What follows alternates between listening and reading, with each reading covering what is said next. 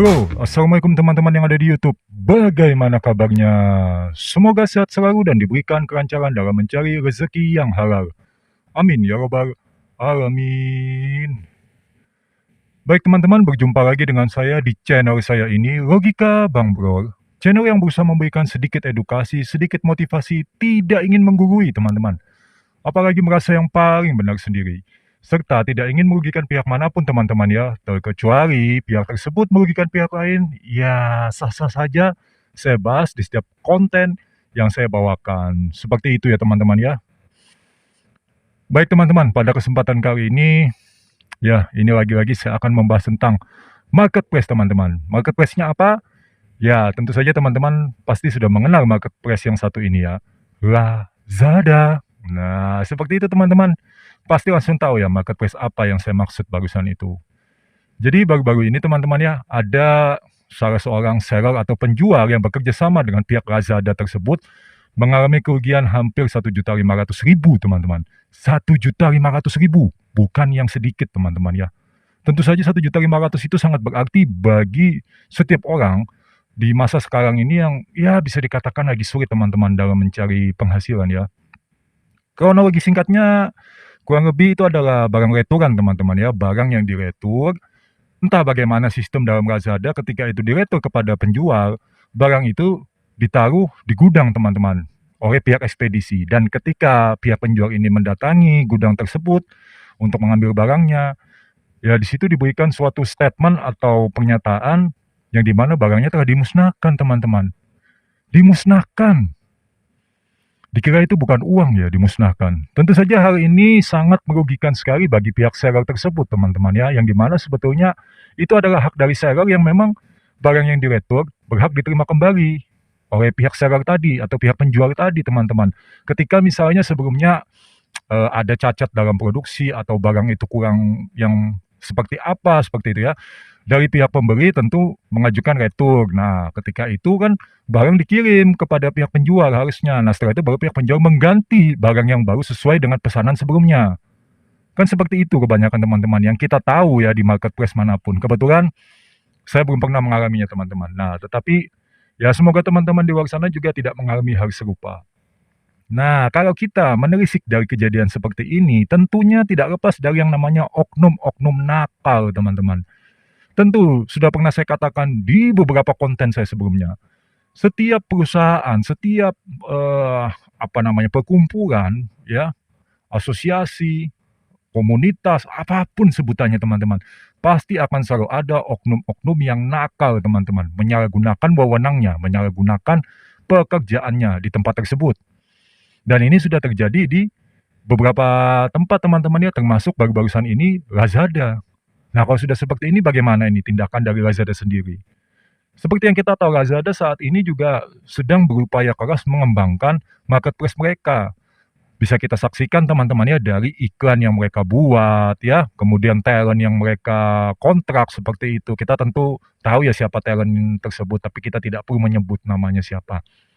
Tentu saja kan itu tidak sedikit teman-teman mengeluarkan biaya membayar talent tersebut, tidak sedikit. Tetapi bagaimana sistem kerjanya itu kok masih seperti ini? Kan bayangkan ya, kita ini berupaya seolah-olah teman-teman ya, ini teman-teman saya katakan, kita berpikir dengan logika teman-teman. Karena di channel ini berusaha mengukur segala sesuatu dengan logika, logika yang sehat tentunya ya. Teman-teman mempunyai sebuah usaha, teman-teman sudah keluar modal, sudah melakukan segala pengorbanan.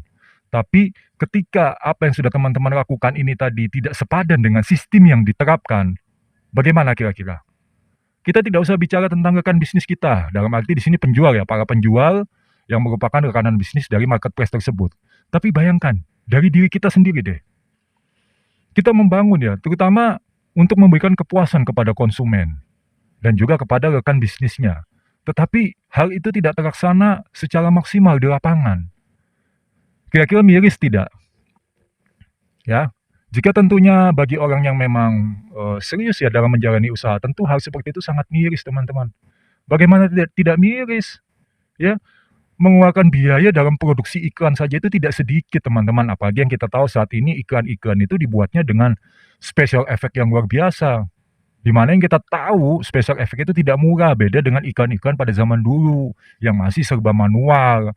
dan juga sedikit special effect. Kalau sekarang full teman-teman special effect.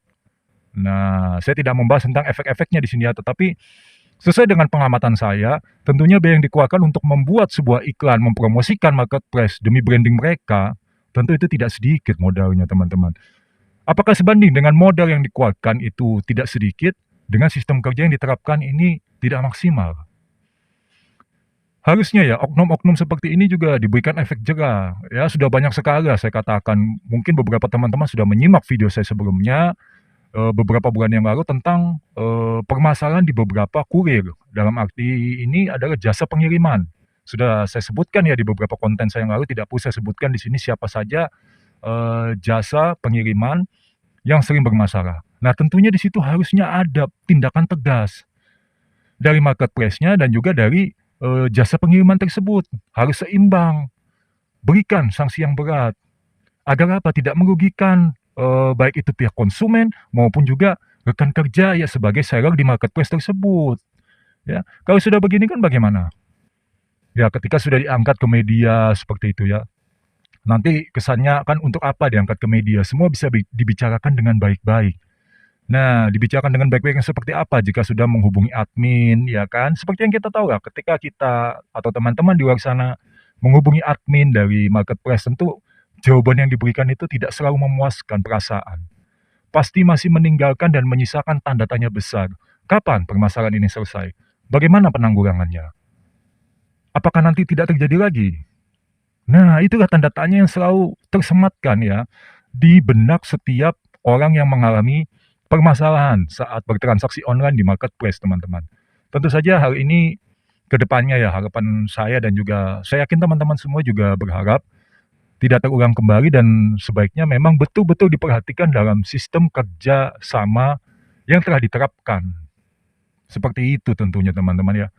Nah, menyikapi tentang oknum-oknum yang seperti ini, tentunya ya ini pasti oknum yang melakukan tindakan seperti ini, saya katakan sudah oknum ya, walaupun di situ keterangannya sudah dimusnahkan teman-teman. Masa etis ya barang diretur, belum diambil dimusnahkan?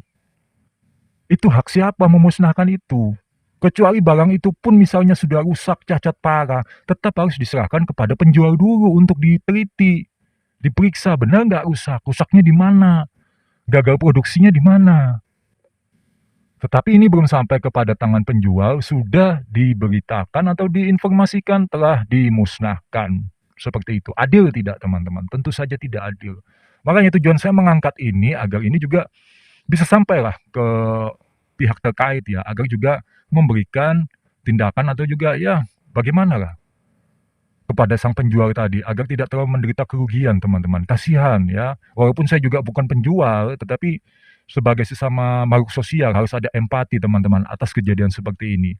Karena seperti yang kita tahu semua teman-teman ya, di zaman sekarang ini lagi sedang, waduh, sulit teman-teman mencari penghasilan, ya. Untung-untungan ya kalau dalam satu toko di marketplace itu setiap hari dia banjir orderan. Kalau misalnya dalam 1 minggu sekali dia baru dapat orderan, ya, atau 1 bulan sekali dapat orderan. Nah, ketika baru dapat orderan terus bermasalah seperti ini, ya, kemudian diretur dan juga barang tak kunjung diterima oleh penjual, sementara penjual nanti dituntut untuk memberikan barang yang terbaru kepada pesanan oleh si pembeli tadi, yang mengalami masalah kepada barang yang telah dikirim pertamanya itu. Seperti itu ya teman-teman ya.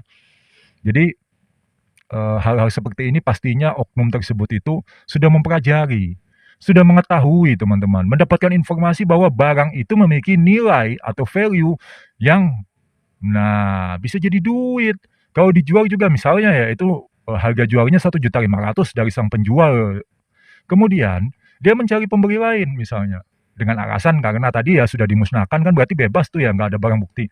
Dia ambil, dia jual ke tempat lain, lebih murah, 500.000 misal. Pasti akan ada yang tertarik teman-teman, ya. Nah inilah tentu harus diwaspadai oleh setiap teman-teman di luar sana yang juga melakukan bisnis dengan marketplace, ya kan, harap selalu waspada dan juga memperhitungkan segala kondisi dan resiko yang akan terjadi setiap Anda bertransaksi online di marketplace, teman-teman. Karena saat ini sepertinya sedang tidak baik-baik saja.